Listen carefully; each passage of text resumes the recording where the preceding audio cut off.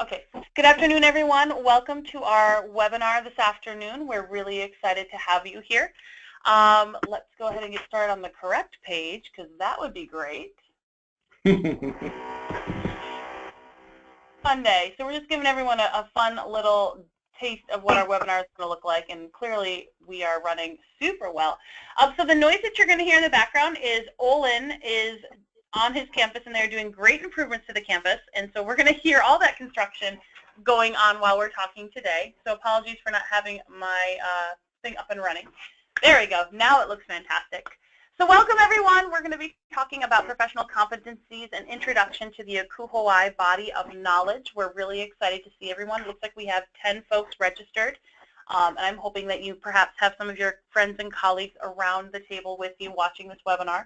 We're going to take roughly 45 to 60 minutes of your time this afternoon to review the body of knowledge and the core competencies of ACUHO. We're going to talk to you a little bit about some background history of how that came to be. And we're going to wrap up with how ACUHO specifically is incorporating the ACUHO core competencies. Initially, you're going to see this started this year in actually about 3 weeks in Hershey, Pennsylvania at the annual conference. But we hope to continue our webinar series you'll see in December and further on into the year. We want to dive a little bit deeper into the ACUHO competencies as they pertain specifically to housing and residential life and the profession that we are all a part of.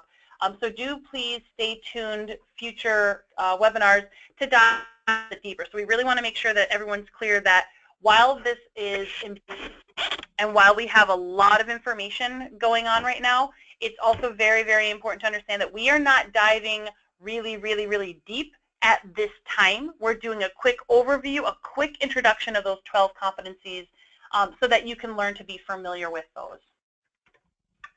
All right, well, because I'm talking, I'll keep on trucking. My name's Debbie Scheibler. I'm the Director of Annual Programs for ACUHO. I'm the Assistant Director of Housing and Residence Life at Rutgers University Camden. If you want to tweet me, knock yourself out. We do not have an actual hashtag for this specific webinar, but you can always tweet and tag ACUHO if you hear any great gems of wisdom that you want to share with the Twitterverse out there. Absolutely. And my name is Olin Garrett. I am currently Senior Associate Director for Residence Life at Penn State University in University Park. I have the honor of serving currently as the Vice President and President-elect of ACUHO. I can be tweeted at @OGarrett. Again, that's @OGarrett. So if you want to tweet at me, you can do that as well. Fantastic. Before we get going, we have a quick poll that we would like to launch right now. We're giving it a go. So please see the sidebar for you. We have launched a poll. There are 4 questions. If you could let us know if you're familiar with the ACUHO core competencies. There are 4 options. And take your time, sound off. We want to know, kind of gauge our audience.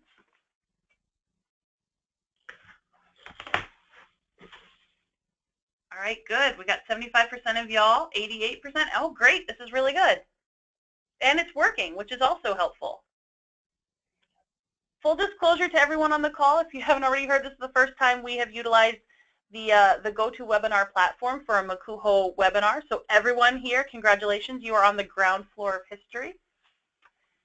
And it appears to be that 29% of you are familiar with the ACUHO competencies and you're utilizing them already with your professional development, and that is fantastic. 38% of you are saying, yes, you're familiar with it via perhaps an institute such as RELI or NHTI, perhaps Star College. So that's great that you've had some exposure to it, but you might not be utilizing it to its full potential, and we hope that we will get you excited about doing so. 25% of you have heard about it, but you have never incorporated it yet into your routine. So hopefully this is something that will encourage you. And 25% of you, are unfamiliar with the ACUHO body of knowledge, but you know it's important, and that is why you're here. Those are great responses. We hope that we are able to offer something to everyone here. So thank you so much for taking your time to sound off on those results. Okay, so let's talk a little bit about what we are going to do for the next few minutes. We want to talk a little bit about review of the body of knowledge. Why did ACUHO go in this direction? Why do we have one? And we language from Sally Traxler, who was then at the time was ACUHO executive director. I think that Debbie and I agree really crystallizes what the purpose of a body of knowledge is. We're going to do a review of each of the 12 knowledge domains. The body of knowledge, ACUHO's professional competencies, are developed in terms of a series of knowledge domains, and within each of the knowledge domains, there are a series of subdomains, as they call them.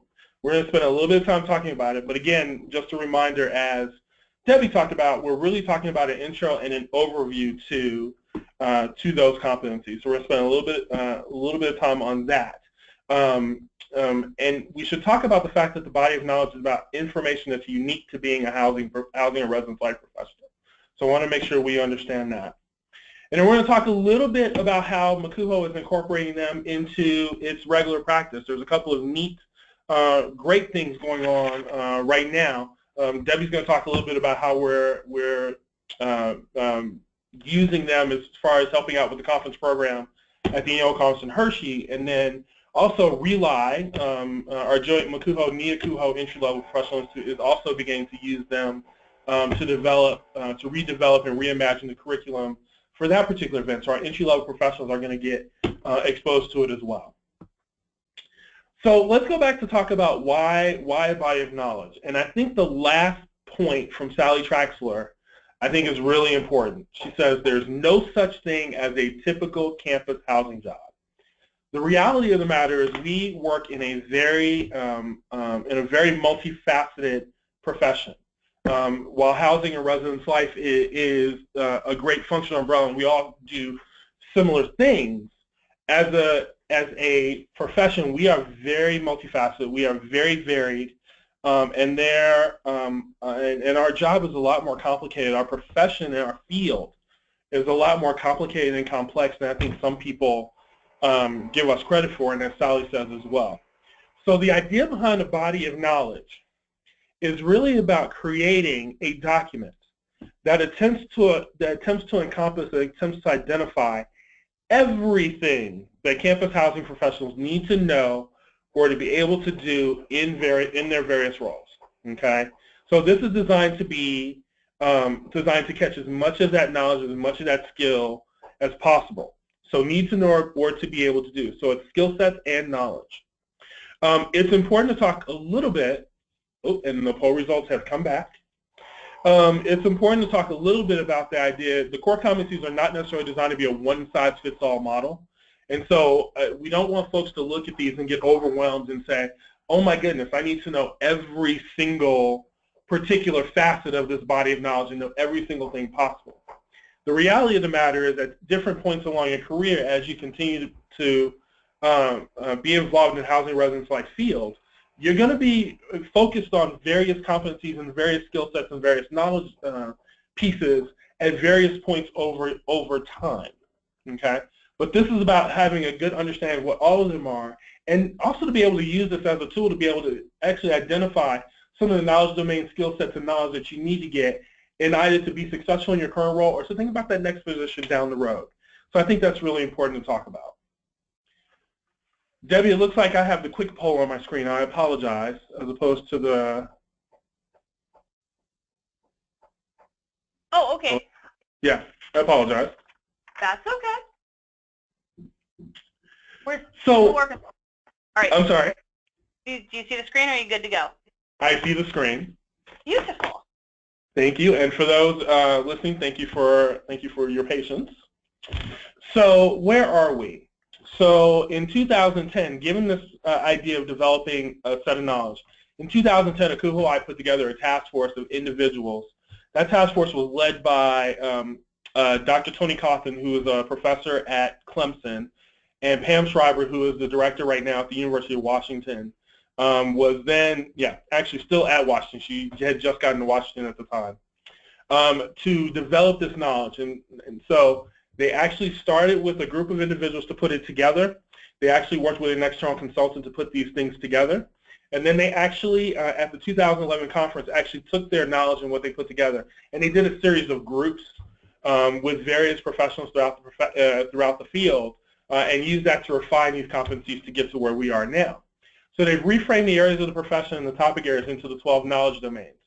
they actually have taken information, their postings, publications, libraries. It actually reframed everything by domain designation on the ACUHO website, so you can actually fit into the domains. They've also taken the conference program for the ACUHO annual conference and tried to align it with the knowledge domains. And ACUHO is currently in the process of taking many of its other programs and activities, NHTI, Stars College, the new mid-level institute that they are working on, and they're looking to align their competencies with those programs as well. So you're seeing a lot of this in the ACUHO. You may know the campus housing management book set. Off this became a part of the foundation of the development of the campus housing management set, which really expands upon the knowledge domains that we currently have. And actually, the campus housing management book, when it came out, for those that haven't heard of it, I'm sure a lot of people have, that was really history setting and precedent setting for our association, because it was the first publication compilation of its kind. Like it was the very first time anybody had ever captured all the knowledge you need into one set of books. And so it's really groundbreaking in its importance. And I've talked about NHTI, RELI, and Stars College. I'll turn it over to Dan. Oh, I'm sorry. One other thing. Vision for the association around competencies. So as we progress into the next year, one of the things that I hope as I assume the presidency is that we will take a look at the ACUHO body of knowledge and determine how we can use the body of knowledge in great ways with our association committees, our regional coordinators, and our executive board to be able to really be intentional about how we plan professional development opportunities for our association in the various areas. So I think that's going to be really important. We talked about we're going to talk a little bit more about two ways that we're already starting to think about that into next year. All right. So I'll turn it over to Debbie. Great. All right. So in the handouts portion of the webinar, and like I said, we're still figuring this out. So if we didn't get it to you now, we can definitely make sure to send it out. But of course, you can also access the ACUHO Body of Knowledge document via ACUHO's website.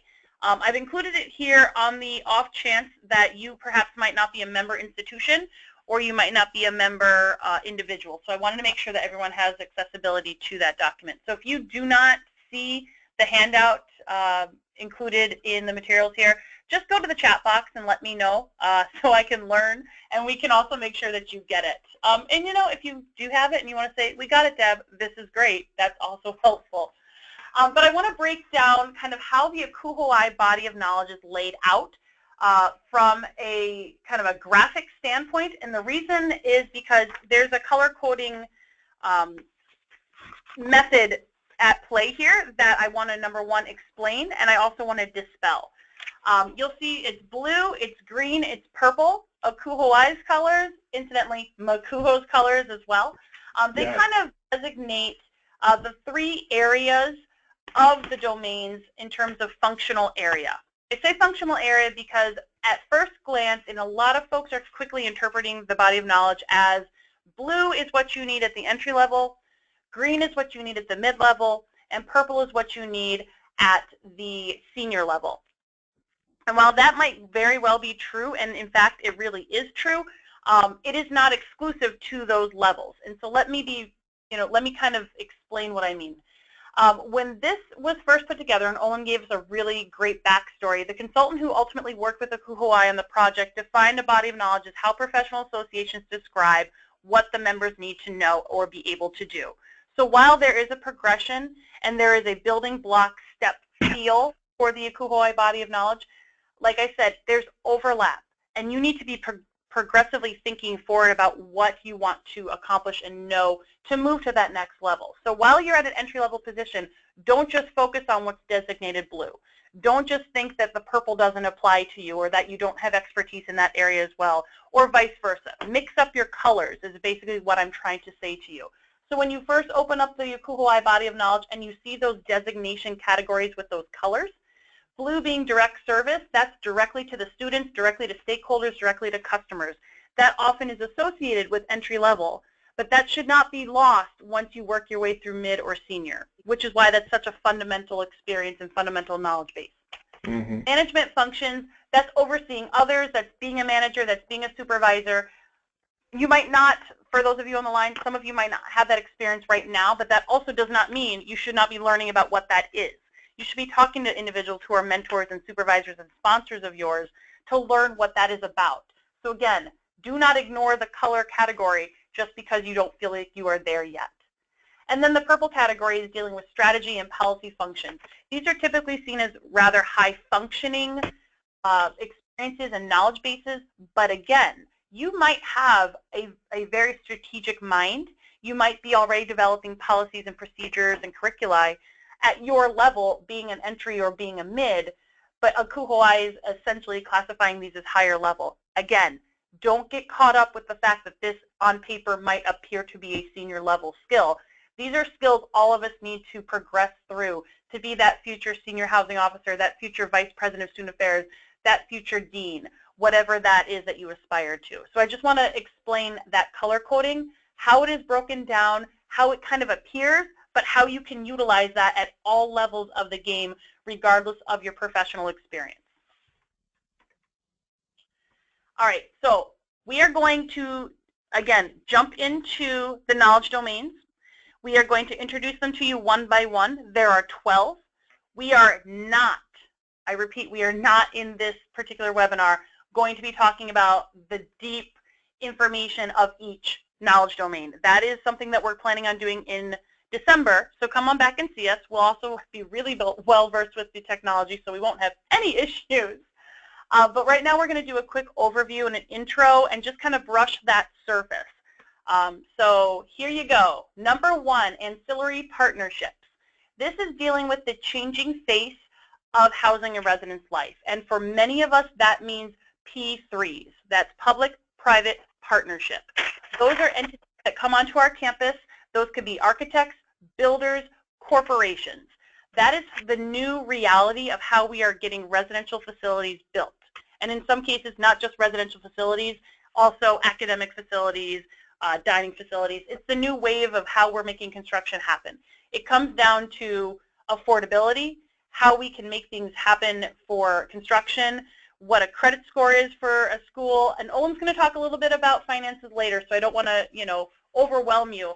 But the fact of the matter is P3s are here to stay, and they are the new norm. And they are here because they care about building great facilities and having great management for students as well. So they are not the enemy. When they first came on scene, they were seen as, oh my gosh, these people don't know what they're doing. They're not developmental. I argue and disagree that that is incorrect. In fact, we've had a lot of colleagues that start P3s and jump over to P3s because it is a different way to engage with students. Likewise, specialized housing, that's Greek housing, that's athlete housing, that's affinity housing. While those are things that you might be creating with a living learning experience, this is dealing specifically with the management of those unique populations as well as the perhaps specialized construction for those unique populations. All right, conference services is number 2.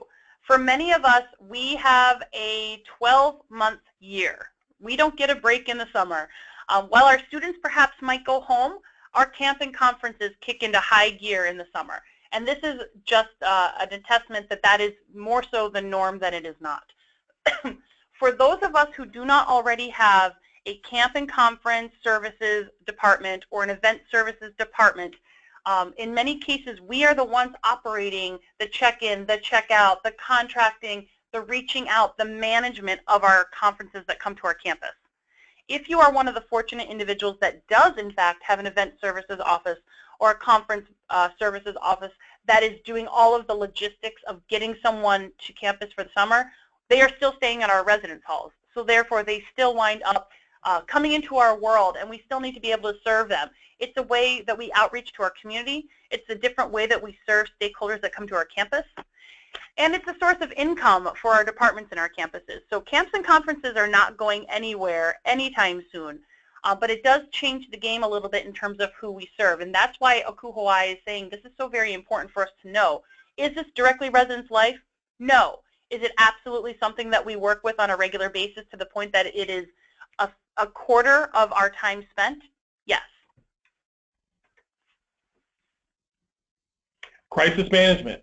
So for housing residence life professionals, crisis management is probably one of the most critical and influential and integral things that we do on a daily basis. The ACUHO body of knowledge breaks crisis management up into two subdomains. Most of us know about intervening in crisis. When a crisis happens or a student gets involved, we end up being the people that come to be able to support that individual or to support the campus in situations like that. So how to respond, how to create plans for managing crisis, how to develop campus agreements, coordinate communications. We do all of that. We're very familiar with that. What I call the reactive things. But a housing professional also has to know how to do the proactive things or the preventive things. Consider some examples. Thinking about how to train individuals about how to assess risk and mitigate risk on a daily basis. Thinking about how to do behavioral assessments and threat assessments on our various campuses. And many of us have behavioral assessment and threat assessment teams that look at crises and incidents, and incident management teams. Thinking about how to anticipate major events. Many of us on our campus are dealing with student activism. And how do we support our students through major campus events or events that could disrupt, systemically disrupt residence halls, or how we help students get through and navigate when they want to exercise their voice on campus. So a campus housing professional also has to understand how to prevent crises, how to anticipate incidents, how to prepare for them, so that everybody remains safe and everybody remains feeling valued and supported by the campus community. So this is an important domain. All right, dining services. Similar to what I previously mentioned about camps and conferences, some of us have nothing to do with our campus dining services, where some of us are the Office of Housing and Dining Services. Regardless of whether it's under us or not, we need to have a knowledge of how operationally this works. If for no other reason, that again, this kind of goes back to construction, so often dining halls are now being constructed within the first floor of residence halls. It is a natural communal area. We have the option to create different communities around food in that way. And so more and more we're seeing Res Life have a more direct tie to dining services. Operationally, there's some very, very important things to keep in mind about that, and that we might not have been thinking about in grad school when we were talking about student development and programs and community building. And operationally, you need to be thinking about, OSHA. You need to be thinking about how you have a fire suppression system that works in a dining facility where there might be open flames or heating units underneath where students are sleeping. You need to know about how do you dispose of waste and food waste and trash, and how do you do that in a safe and appropriate way so that you're not making it a health concern or an odor concern. So there's a lot of different factors that come into play. And also when students are looking at their room and board costs, is dining a factor in that? Is it not? Are you managing the dining plans for commuter students as well as residential students? A lot of these things end up being situational to your home institution.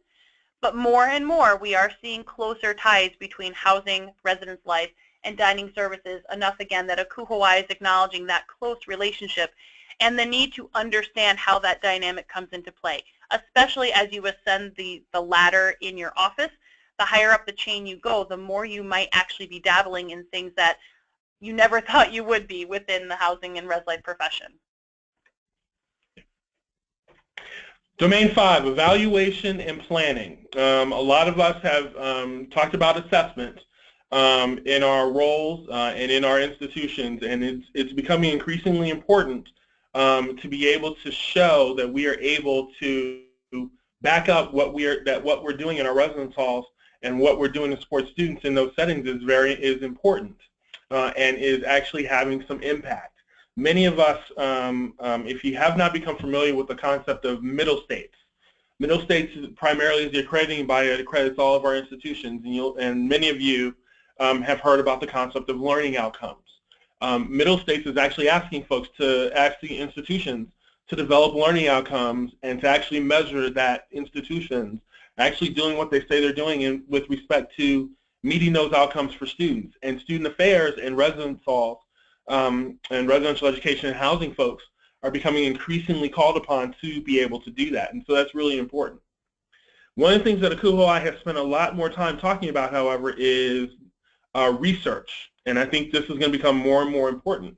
Our ability to actually pay attention to and stay connected to emerging research and current research in the field, and to be able to apply that to the residence hall setting in order to improve our program services and operations is becoming increasingly important. That's why you see ACUHO putting out more requests for research grants. That's why you see more overt requests to support research by, in the association and beyond. And even ACUHO has gotten some requests about research. So it's really important as a housing professional to be able to read and apply research to our various settings as well.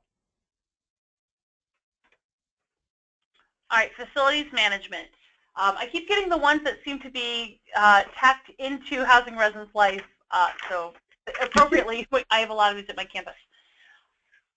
It is not just operational to think about housing and filling the beds, which we will talk about, but it's how do you maintain those units. In the CAS assessment, in the CAS standards, one of the things, according to Housing Residence Life in CAS, is that we are to be providing safe, well-maintained housing for our students. Now, while safety doesn't fall into the body of knowledge, maintenance does. And maintaining your facilities, making sure that you have the appropriate materials on site if something does break. We have all, and I don't have a poll about this, but you can sound out in the chat box, how many of you have received a call about plumbing or heating or air conditioning or water or electricity after hours and needed to call upon either your own internal facilities maintenance or your campus facilities and maintenance assistance. So it's really, really important to be aware of all that entails. And I want to draw attention to the fact that thus far, every one of our knowledge domains has been summed up very briefly on one slide. I want to draw your attention to the fact that this one takes up 2. And the reason I want to bring that up is most res lifers do not think that they are going to be thinking about pipes and light and sustainability and future big projects at any point in the game unless they're thinking that they're going to be a director or a dean. It really is important that at all levels of our profession you are aware of what goes into your building. One of my mentors at NHTI shared with me that one of the greatest things that he ever did, and his name is Tom Kane, and he's at Appalachian State University. But he got his roots in ACUHO because he's a Shippensburg University grad. What? He shared with me that the greatest thing he ever did is he talked to his custodians and he talked to his maintenance personnel, and he said, teach me how to mop a floor and teach me how to snake a drain, because their jobs, by the way, are not glamorous and they do not make a lot of money and they're not getting all the attention on their campus. But heaven help us if we have something go down and we need our maintenance or custodial team. And so it's important to understand what they contribute to the team, how you can help them, how you can advocate for your total team, because at the end of the day, the product is a building that is awesome and programs that are great because our students benefit or not based on those things. I'll also draw to your attention, sustainability is listed under facilities management. It is not just a buzzword. It is not just a programmatic approach. Sustainability is very important from a social justice standpoint as well as from a facility standpoint. And I think it's really important to note that ACUHO is noticing how all-encompassing facilities are in the work that we do and the incredible need for us to become more well-versed and understanding of the behind the scenes, in the walls, up in the ceiling, things that are going on within our world. Fiscal resources and control. One of the great things I learned when I was in NHTI in 2004 was spending money actually has nothing to do with spending money. And I know that sounds kind of crazy. What do you mean? Well, all of us are used to the idea of simply spending out of a checkbook or spending money to go do things. Well, in a residence hall operation, spending money is a direct function of the priorities of your organization. Joanne Goldwater is famous for being able to say, follow the money and know where it comes from. And if you follow the money and you know where it comes from, you know exactly how the money comes into the organization, you know exactly what the organization's priorities are and how to spend that money, and you know exactly what needs to happen in terms of being fiscally responsible about how to do that. ACUHO divides this up into 3 areas. The first is the ability to develop and report on budgets.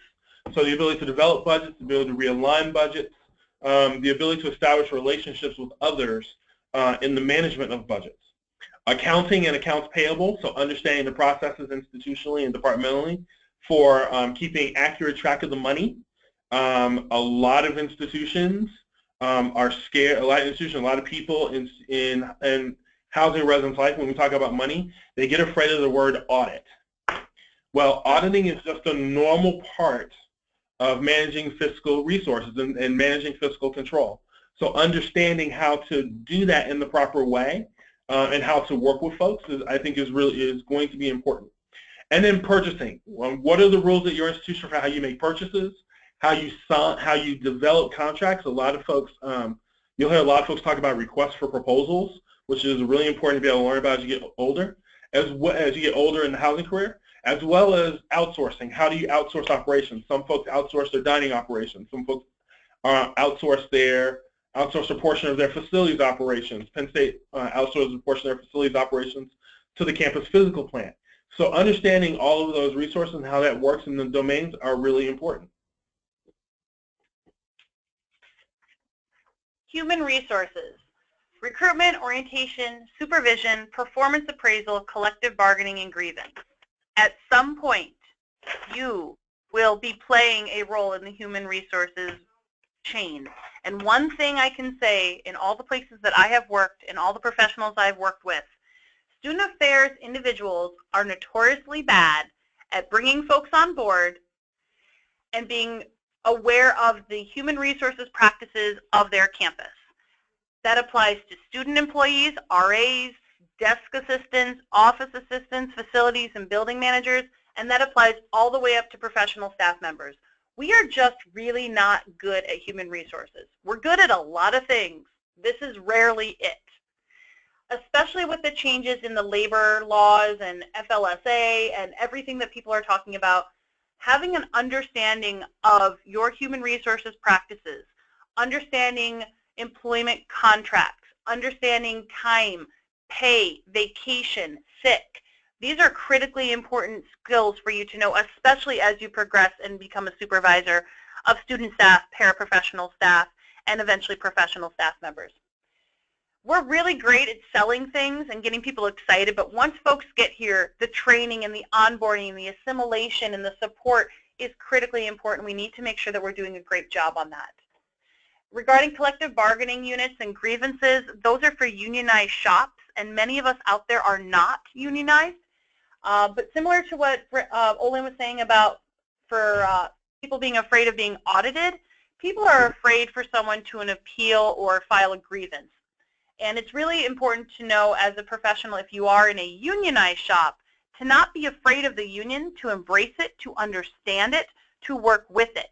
In some cases, being in a unionized operation is going to dictate how you can progressively discipline someone, how you can reprimand, how you can warn. And so it's really important that you're aware of the constraints of that and noticing individuals.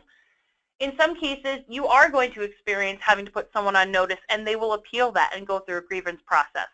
And it's not as scary as you think it would be as long as you understand what's going on. So human resources is very important. Again, not something that perhaps you thought you would think that you need to know, but a great human resources understanding and a great relationship with your human resources department can make you a much stronger professional and a leader of a department.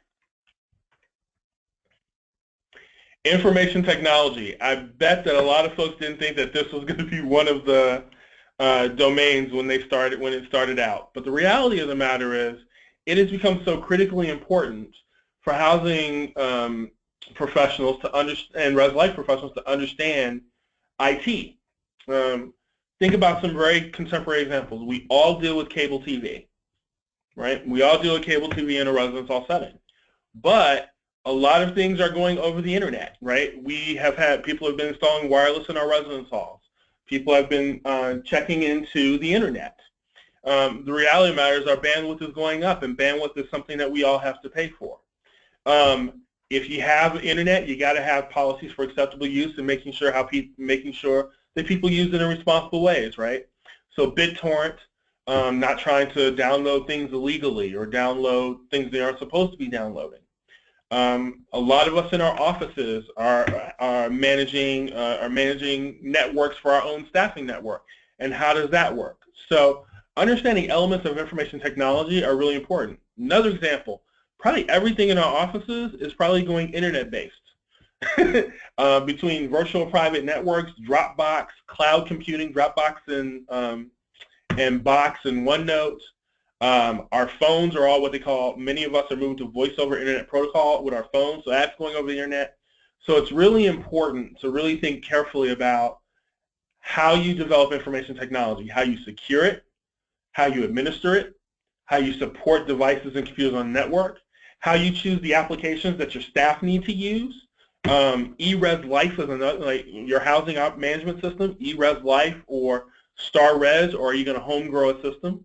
All those things are particularly important. So it's becoming more and more vital to understand the IT and to have a relationship with your division of IT or whoever at your institution supports information technology efforts on your campus as well. All right, housing occupancy.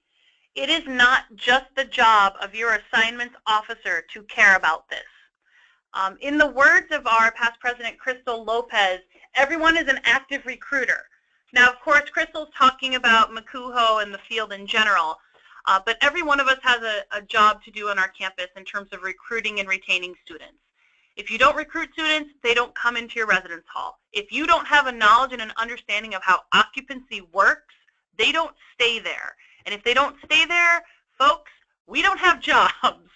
And so while occupancy is probably less fun, it takes a lot of long hours on Excel sheets, it takes a lot of time to pair roommates up, and granted there are software programs that are out there, failing to have an understanding of how you physically put heads in beds is going to be to your detriment.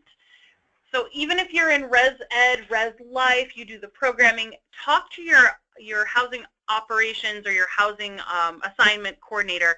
Find out how they do what they do. Understanding how contracts or leases work. Now, we call them housing contracts. A lot of times students, particularly graduate students, consider them leases. Does that look like a calendar contract? Is it academic? Is it semesterly? Is it monthly? Understand the housing options that you have and why you have them. Different schools sometimes offer different contract periods based on the demographic they serve and where they're located. Understanding how your application works and how the assignment process works after someone applies. Do you pay up front? Do you not pay at all? Are you locked in as soon as you hit the submit button? Do you have a refund? Do you give money back? Understanding that so you can articulate it to your students and understand how your money in, if you're an auxiliary, is money you keep, or does it go into a central pot at your institution? That is all very important stuff to know. And then forecasting and trending. The day will come where someone's going to come down and say, all right, cool, what's our occupancy percentage? Are we at 100? Are we at 110? Are we tripled? Are we down at 75% and I have to get rid of a professional staff member? What is going on with this? They're going to ask to see the trends. They're going to ask to see where you're at. And they're going to ask you, hopefully someday, where do you think we're going to be next year? Where are we going to be in 3 years? Do we need to project so far out that we're busting at the seams in terms of students wanting to live here that we are considering building a new building? Will that be a P3? So there's a lot of overlap with these knowledge domains. But occupancy is terrifying to me. It is a weakness that I personally have. But I know how important it is because that is what's fueling everything I do. My students coming in pay a Res Life fee. That's my budget. And so while I don't directly do housing assignments in my department, I have a very, very deep respect, and I am getting a greater knowledge and learning on how that works. So it's that operational side of the housing and Res Life world that directly impacts the quality of my Res Life capabilities for me and my team. Resident Educational Services. Now, this is the way ACUHO has termed it, but many of us know this as residential education or residence life or community development or whatever kind of terminology you use in your institution. Many of us are engaged in this effort, but the body of knowledge talks about 4 areas of resident educational services: personal development, community development, academic initiatives, and advising. Community development, teaching students the lessons that they need in order to be active and productive members of the community and how to support others in the development of that. Personal development, helping students explore their values, explore their interests and passions, and develop themselves personally, life skills, those areas. Academic initiatives, one of the most important things about and distinguishes us as Housing and Res Life from being a hotel or a motel or an inn or someplace like that is our ability to support students educationally and ability to support students in their time to graduation. One of the most important things that our students need to do is to graduate. So how do we create academic initiatives in the residence halls to support students' learning, growth, and development and persist to graduation? One big buzzword, if you are not hearing the word retention in your residence life operations, your housing residence life operations, or at your institutions, eventually you are going to hear it. A lot of housing directors these days and res life directors, small school or large school, I'm hearing more and more people have to mention this word retention and pay attention to this and determine how residence halls play a role in retaining students and helping them persist to graduation. And then advising residential student groups, student organizations. Several of us have RHAs, some of residence hall associations, some of us don't, but have other organizations that we work with in the residence halls. How do we advise and teach that skill and support our students? Excuse me, I apologize. Very good.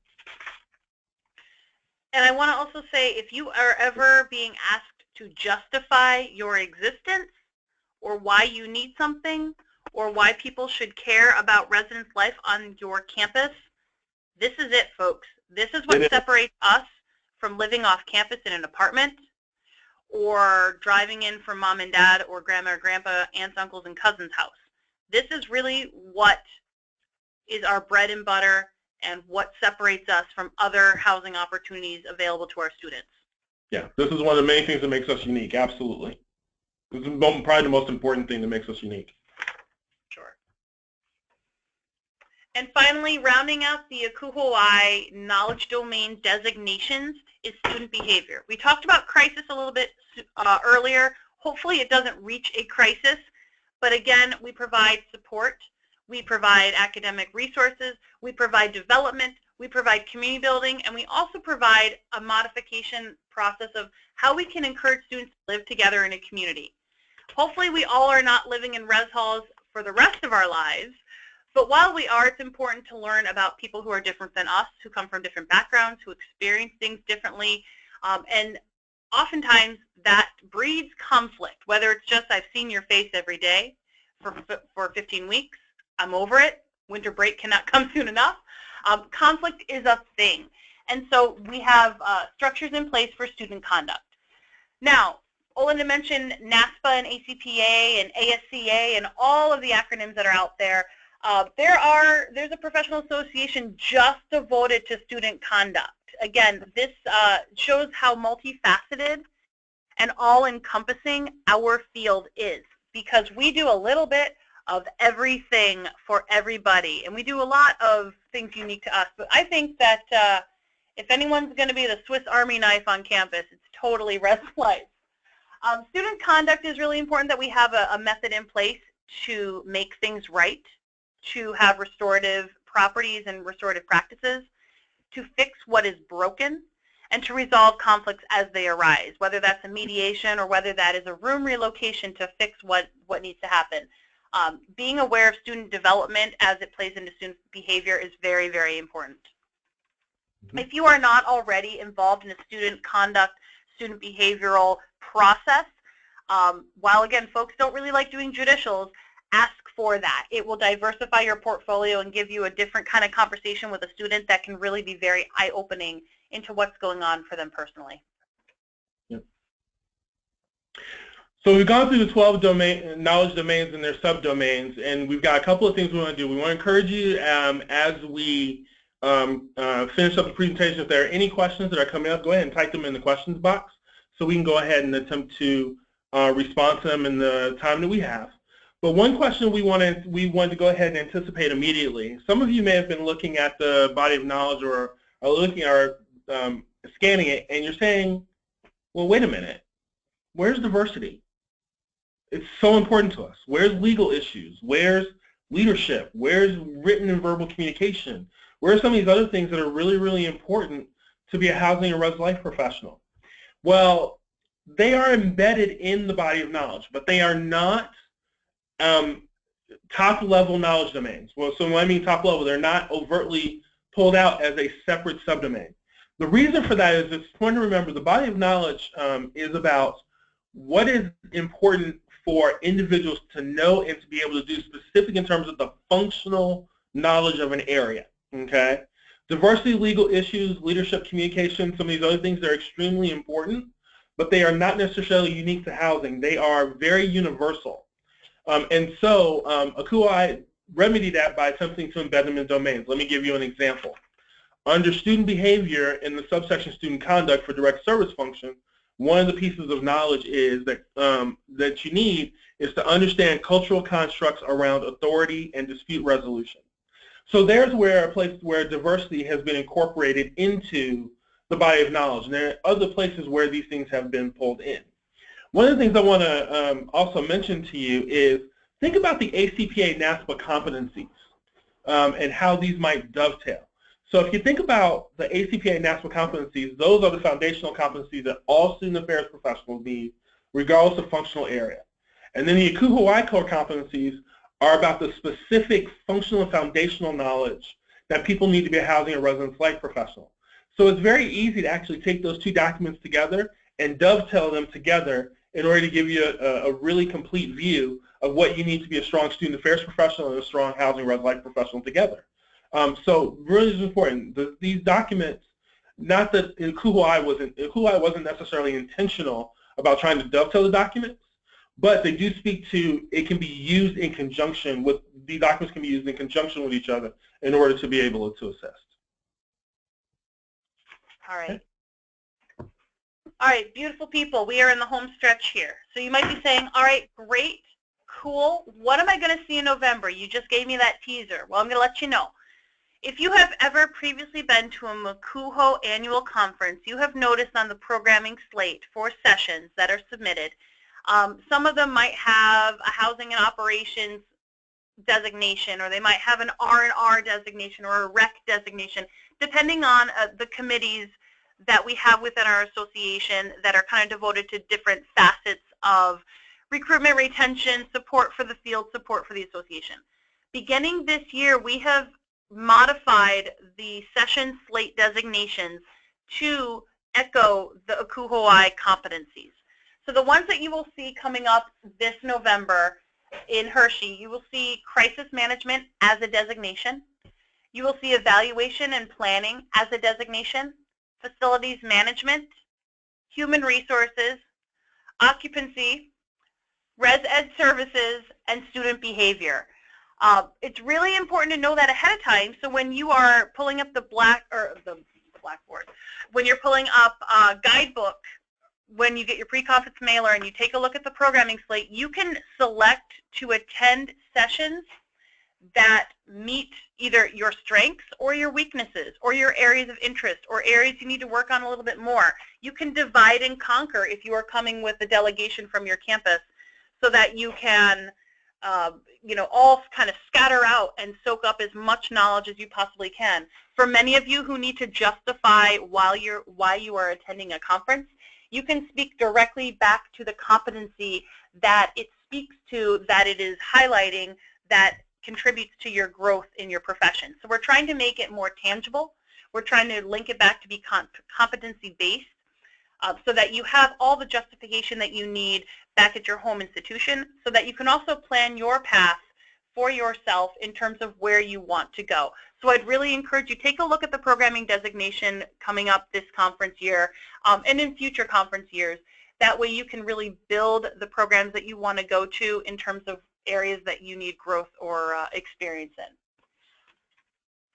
So we're very excited. That is a big change for us, for the program committee and for the annual conference in general. to be more intentional. So we're very excited to be able to roll that out this year. And on that note, we will look forward to seeing you in Hershey.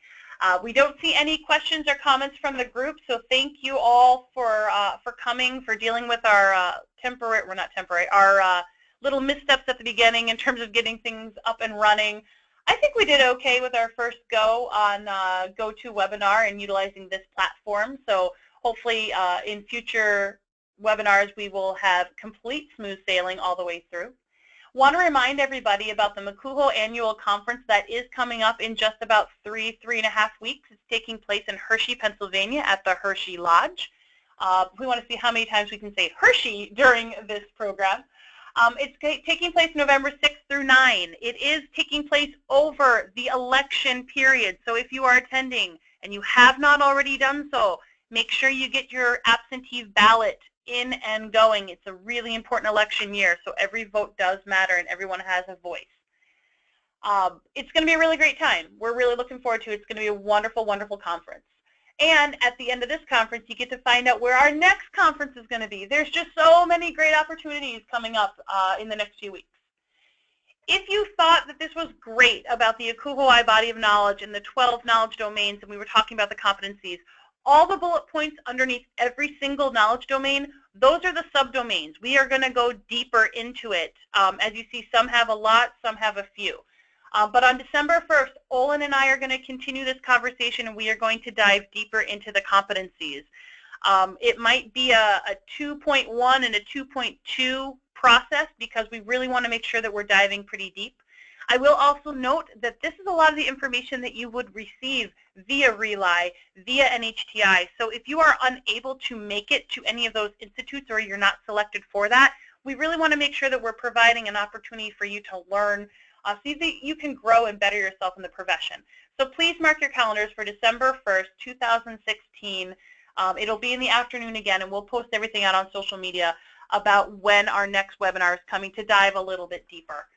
We have included the ACUHO body of knowledge, again, in the handout section, so please make sure to save that resource for yourself. But if you are an ACUHO member, either an individual or a campus member, you can go onto ACUHO's website and you can access this document anytime you want, day or night.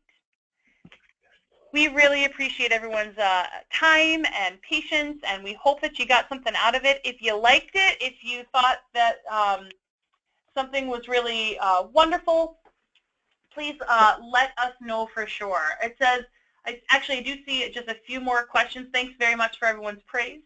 Jamil had asked if we have any resources to help with evaluation and assessment of events on campus. My friend, we do have them. I think actually a really great way. Put that on the ACUHO Facebook page. I'm sure you're going to get lots of resources from a lot of different folks that can offer you different assessment approaches for the programs that you're doing on your campus, large scale, small scale, online, or half sheet paper. So that would be where I would direct you for that. Awesome. Thanks, everybody. We are going to be recording this, so if you do want to ever access it again in the future, it'll be posted up on the ACUHO website. Looking forward to seeing all your beautiful faces at Hershey. And if you haven't registered, registration is still open and is still live. The early bird is passed, but you know what? It's worth it. You're worth it. Come out, do some professional development, smell the chocolate air, hang out with Olin and I. We would love to talk to you more about this in person. And about have a really great day, everyone. Sorry. Bye, everyone.